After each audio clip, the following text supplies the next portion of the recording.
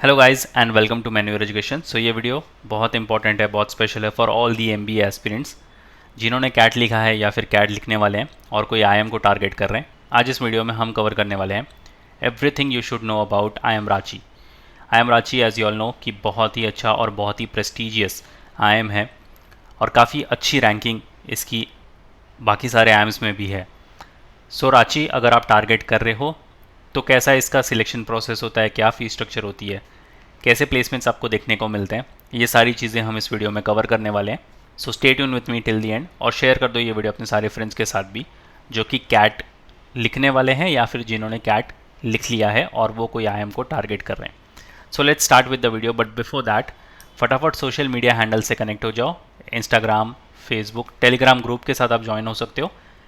यहाँ पर आपको बहुत सारे इनसाइट्स, अपडेट्स, कॉलेज को लेकर इन्फॉर्मेशन, ये सारी चीज़ें मिलने वाली हैं। Same goes with WhatsApp group as well. और मैन्यूअर एमबीए एंट्रेंस के यूट्यूब चैनल को फटाफट सब्सक्राइब कर लो, बिकॉज जितने भी नोटिफिकेशन, अपडेट्स, स्ट्रैटेजी वाले वीडियो या कॉलेज को लेकर इन्फॉर्मेटिव वीडियो हैं वो सारी चीज़ें आपको सबसे पहले यहीं देखने को मिलने वाली है। सो फटाफट से इसको सब्सक्राइब कर लो। इन सारे सोशल मीडिया हैंडल्स का लिंक आपको डिस्क्रिप्शन बॉक्स में मिल जाएगा। Kindly check the description. And if you are an aspirant जो कि 2024, 25 या 26 के लिए प्रिपरेशन स्टार्ट करना चाहते हैं, you can visit our centers if you are in Mumbai, सई, Thane, Borivali, Dadar, Andheri. We have 5 centers are in Mumbai और हमारा पुणे सेंटर काफ़ी जल्द आ रहा है। If you are not in Mumbai, still want to join us, pan India level पर you can join the live class and online session. You simply have to call on 8828581455 या फिर 54 and regardless of the batches you have joined, आपको मिलते हैं ये सारी चीज़ों का एक्सेस और ये सारे फीचर्स आपके कंप्लीट होंगे दोनों ही बैचेस में, भले आपने लाइव क्लासेस ज्वाइन किया हो या फिर आपने क्लासरूम कोचिंग ज्वाइन की हो। सो अगेन बैचेस को लेकर भी सारी डिटेल्स आपको डिस्क्रिप्शन बॉक्स में मिल जाएगी या फिर आप इन दिए गए नंबर पर कॉल भी कर सकते हो। So now let's start with the video. So IIM Ranchi आपको एक बहुत ही well equipped, well flourished IIM देखने को मिलेगा। ये बहुत ही बड़ा कैंपस है। 2009 में ये एस्टैब्लिश्ड हुआ था। So it's been 15 years. ये आपको क्वालिटी ऑफ एजुकेशन प्रोवाइड करते हैं। काफ़ी सारे प्रोग्राम्स भी आप ऑफ़र करते हैं। इंफ्रास्ट्रक्चर, फैसिलिटीज़, फैकल्टीज़ आपको हमेशा से टॉप नॉच देखने को मिलेंगी। और आईएम है तो आईएम की एक अलग रेप्यूटेशन होती है। आपकी डिग्री को भी एक अच्छी खासी वैल्यू मिलने वाली है। जब आप यहाँ पर अपना 2 साल का एमबीए परस्यू करके निकलोगे तो आपको प्लेसमेंट्स भी काफ़ी अच्छे देखने को मिलेंगे। और अगेन जैसे कि मैंने कहा कि आईएम है तो इसकी डिग्री की जो वैल्यू है वो ऑटोमेटिकली बढ़ जाती है। सो अब देखते हैं कौन से प्रोग्राम्स ये ऑफ़र करते हैं। मास्टर्स ऑफ बिजनेस एडमिनिस्ट्रेशन जो इनका 2 साल का फ्लैगशिप प्रोग्राम है। उसके बाद अगर आपको इन सारे प्रोग्राम्स के लिए जाना है, अगर आप ह्यूमन रिसोर्स में ज़्यादा इंक्लाइंड हो तो आप ह्यूमन रिसोर्स के लिए एक डेडिकेटेड प्रोग्राम के लिए जा सकते हो। बिजनेस एनालिटिक्स के लिए जा सकते हो। एग्जीक्यूटिव एमबीए आप यहाँ से कर सकते हो। पीएचडी लेवल पर भी ये प्रोग्राम्स आपको ऑफ़र करते हैं, एग्जीक्यूटिव पीएचडी। और अगर आपको 5 इयर्स का इंटीग्रेटेड प्रोग्राम करना है मैनेजमेंट के अंदर, जिसके अंदर 3 साल होंगे आपके बीबीए के प्लस 2 साल होंगे आपके एमबीए के, तो यहाँ से आप 5 साल में एक डिग्री लेकर बाहर निकलोगे, which will be a complete MBA program. तो आप 12th के बाद भी इसको ज्वाइन कर सकते हो। अब आगे बढ़ने से पहले समझते हैं कैट के पेपर पैटर्न को, because CAT is the only exam to get into IIM Ranchi.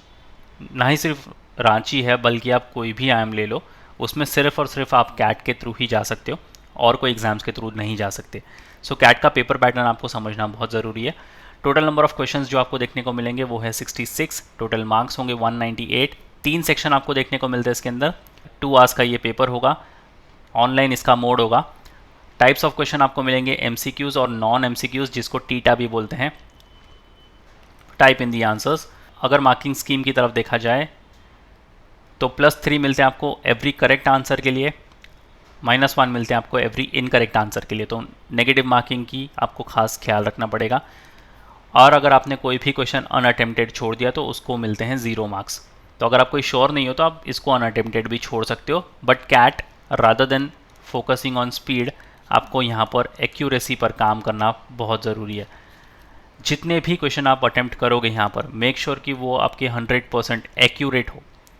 सिर्फ अटैम्प्ट करना यहाँ पर काफ़ी नहीं है, अटैम्प्ट करना विथ एक्यूरेसी वो भी 100% की ज़्यादा इंपॉर्टेंट है। तभी जाकर आपके यहाँ पर परसेंटाइल बनेंगे।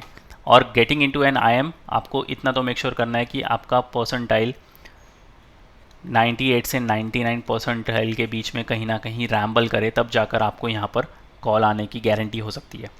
और भी कई सारे फैक्टर्स होते हैं इनके एडमिशन प्रोसेस को लेकर, वो हम आगे इस वीडियो में देखने वाले हैं। पहले सेक्शन की बात करते हैं तो 3 सेक्शन होंगे। VARC which is verbal ability and reading comprehension.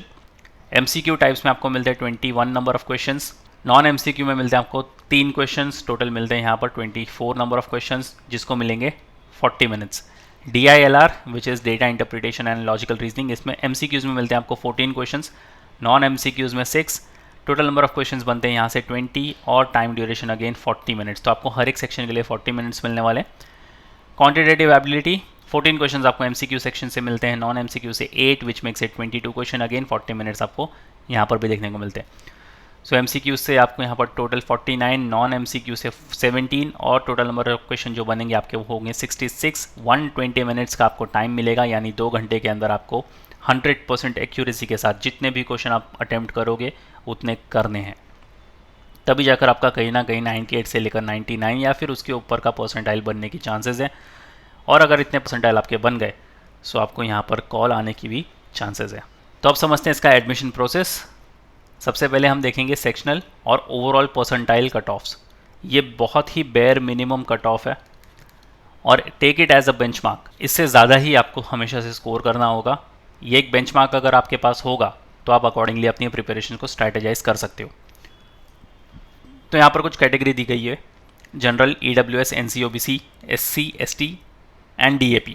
3 section होंगे, VARC, DILR और कॉन्ट्स। जनरल कैटेगरी के लिए तीनों सेक्शन में 70 होने चाहिए, ओवरऑल का स्कोर होना चाहिए 92। EWS वालों के लिए तीनों सेक्शन में 40 का स्कोर, ओवरऑल 70। NC OBC के लिए तीनों सेक्शन में 45 का स्कोर और ओवरऑल होने चाहिए 74। SC वालों के लिए तीनों सेक्शन में 35, ओवरऑल 54 का स्कोर।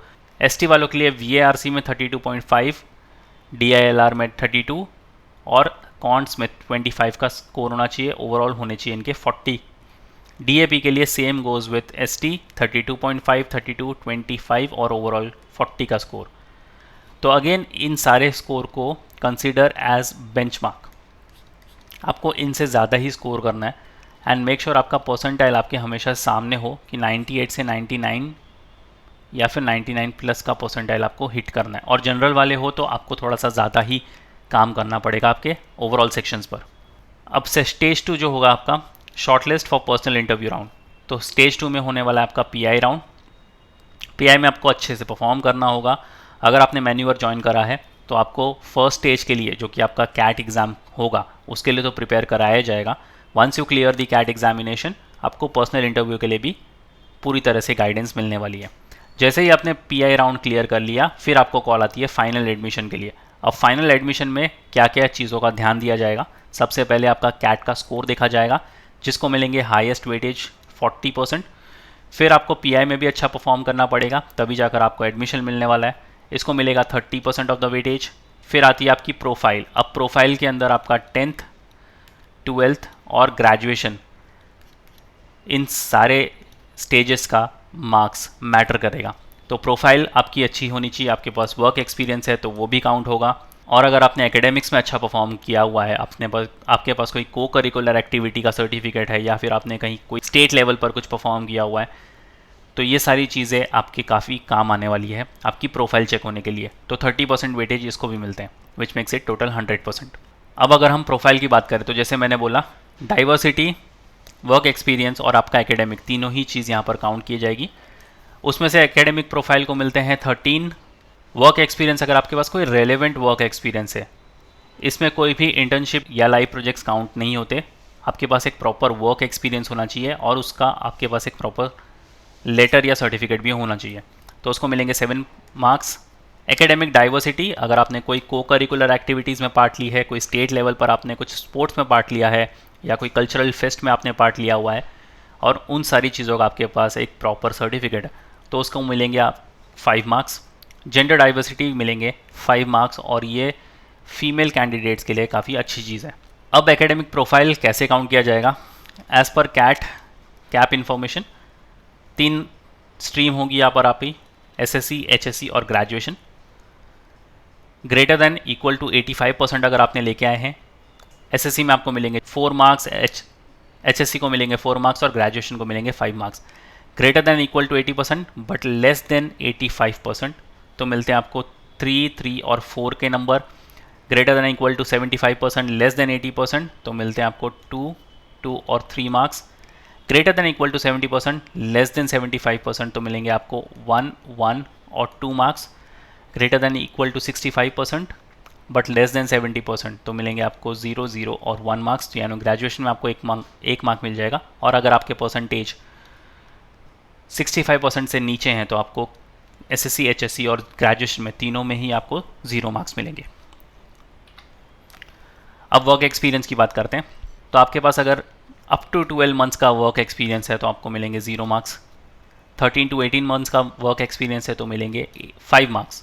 19 टू 24 मंथ्स का वर्क एक्सपीरियंस है मिलेंगे 6 मार्क्स। 25 टू 30 मंथ्स का वर्क एक्सपीरियंस है तो मिलेंगे 7 मार्क्स। 31 से लेकर 36 मंथ्स का वर्क एक्सपीरियंस है मिलेंगे 4 मार्क्स। 37 से लेकर 42 मंथ्स 3 मार्क्स। 43 से लेकर 48 मंथ्स 1 मार्क। और अगर 48 मंथ से ज़्यादा है तो मिलते हैं 0 मार्क्स। तो आइडियल वर्क एक्सपीरियंस जो है वो है आपका 25 से लेकर 30 मंथ्स का वर्क एक्सपीरियंस, जिसमें आपको सबसे ज़्यादा नंबर मिलते हैं 7 मार्क्स। बट अगेन यहाँ पर कोई भी लाइव प्रोजेक्ट्स या इंटर्नशिप्स काउंट नहीं होती, तो आपके पास एक प्रॉपर वर्क एक्सपीरियंस होना चाहिए। अब एकेडमिक डाइवर्सिटी के बारे में बात करते हैं। Academic diversity eight bachelors degree level, तो ये बैचलर्स डिग्री के लिए काउंट होगा। If bachelors degree is a non engineering bachelors degree, अगर आपके पास नॉन इंजीनियरिंग बैचलर्स डिग्री है तो उसको मिलेंगे 5 मार्क्स, या फिर कोई और बैचलर्स डिग्री है तो उसको मिलेंगे 0 मार्क्स। अब देखते हैं फी स्ट्रक्चर। तो यहाँ पर अगर आप कोई भी प्रोग्राम के लिए जाना चाहते हो, MBA, HR या बिजनेस एनालिटिक्स, इन सारे प्रोग्राम्स की फ़ीस आपको मिलने वाली है 17.2 lakhs excluding your caution deposit, alumni fees और मेस एक्सपेंस। तो ये आपको एडिशनल देने पड़ेंगे। बट 17.2 ये आपकी ट्यूशन फीस होने वाली है, या फिर आप एकेडमिक फ़ीस भी बोल सकते हो। ये डेटा है 2023 से लेकर 2025 के बैच का। तो अगर इनके फीस स्ट्रक्चर में कोई भी चेंजेस होती है तो you can check the official website. अगर कुछ भी चेंजेस होगी आपको पता चल जाएगा। और अगर हम प्लेसमेंट्स की बात करें तो 124 रिक्रूटर्स थे, 76% स्टूडेंट्स को मिला था PPOs और 399 स्टूडेंट्स ने यहाँ पर पार्टिसिपेट किया था प्लेसमेंट प्रोसेस में। एडटेक सेक्टर से 0.8% थे, स्टाफिंग से 2.4%, फार्मा एंड हेल्थ केयर से थे 6.5%, अदर सेक्टर से थे 8.9%, लॉजिस्टिक एंड सप्लाई चेन से थे 4.8%, डिजिटल मीडिया एंड एड से थे 0.8% और ई कॉमर्स से थे 1.6%। IT सेक्टर से थे 15.3%, कंसल्टिंग से थे 13.7%, FMCG से थे 12.9%, BFSI से थे 17.7%, मैन्युफैक्चरिंग से थे 11.3%, फिनटेक से थे 3.2%। तो ये है सेक्टर वाइज स्प्लिट कि कौन से सेक्टर से कितने कितने रिक्रूटमेंट हुए हैं। अगर हम प्लेसमेंट्स की तरफ बात करें तो टॉप 25 परसेंटाइल स्टूडेंट्स को मिला है 24 लाख का पैकेज, टॉप 10 परसेंटाइल स्टूडेंट्स को मिला है 30 लाख का पैकेज। अगर आप इन दोनों में भी आ जाते हो तो आप बहुत ही अच्छा यहाँ से रिटर्न लेकर जाओगे। अगर आप मीडियम सैलरी भी लेकर जाते हो तो यहाँ से लेकर जाओगे 16.5 लाख्स। इन्वेस्टमेंट है हमारा 17.2 लाख्स का, तो नियर अबाउट आपके फी स्ट्रक्चर यहाँ से कवर हो जाएगा। एवरेज लेके जाओगे तो 17.3। हाईएस्ट इंटरनेशनल अगर आप लेकर जाओगे तो लेके जाओगे आप यहाँ से 67.0 लाख रुपीज़, और हाईएस्ट डोमेस्टिक पैकेज जो इनका रिकॉर्ड हुआ है वो है 35.5 लाख रुपीज़।